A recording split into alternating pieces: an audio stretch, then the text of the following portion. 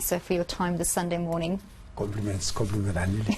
So we're heading into the first week of school, and yes, as we heard there, some parents still have not had success in having their children placed either entirely or perhaps at the school of their choice, and whether that be due to the kind of facilities or subjects the school offers, perhaps for grade 8s more likely, or perhaps in terms of the proximity of the school to their home.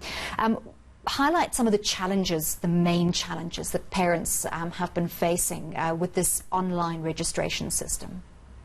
Thank you very much once again, Anneli, and all your listeners. Yeah, the challenge is that every parent wants to take his child to the so-called bad school, you know, although well we have got we expect that all schools in South Africa must be best schools. There is not really any parent who would like to take his child to a poor school.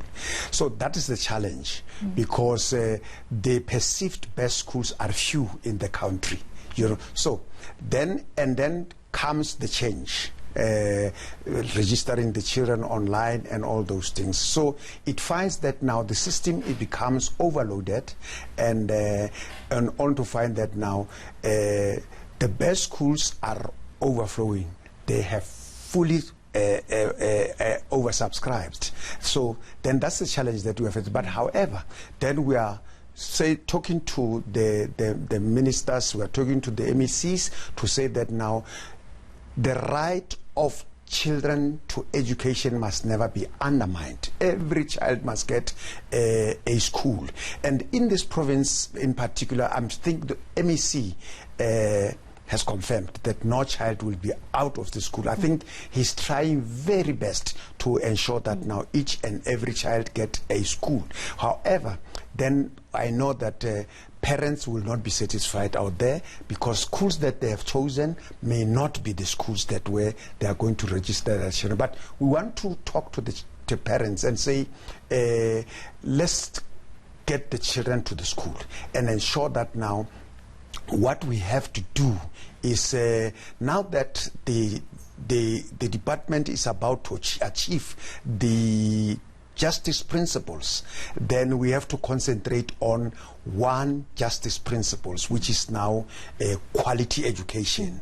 Now, quality education has got 6 elements, and then we have to look into that. And National Association is there already to take a step back and say, now, how do we scrutinize the 6 elements that influence quality education? Mr. Matakanya, I want to interrupt you there, and I do apologize. We do know that there is this problem of, it's a historic problem. Certain schools have been privileged in the past. All the resources have been geared towards certain schools, and they have been predominantly white schools in the past. So we are aware of that problem of the redistribution of resources needing to take place far quicker. But I want to focus our discussion on this online system, because that has been, do you think that the problems experienced by parents were more about finding the school of their preference than about the online system itself? The school of their preference. Okay, so there weren't many problems experienced with the system itself of registering. As I'm talking of the change will also have those problems, you know, those teething problems. But however, then you must understand, as I said, that now the perceived good schools are few. You know, the perceived schools are very few, and every parent would like to register his or a child in Parktown Girls or Parktown Boys, you know, or GB Boys, you know, and only find that now GB Boys does not have the capacity of taking everybody, you know. So that then already then the blame will be portioned on the admission, the online system, you know. Whereas now the online system, of course, is a change that we have embraced. With teething problem, then we have to support that.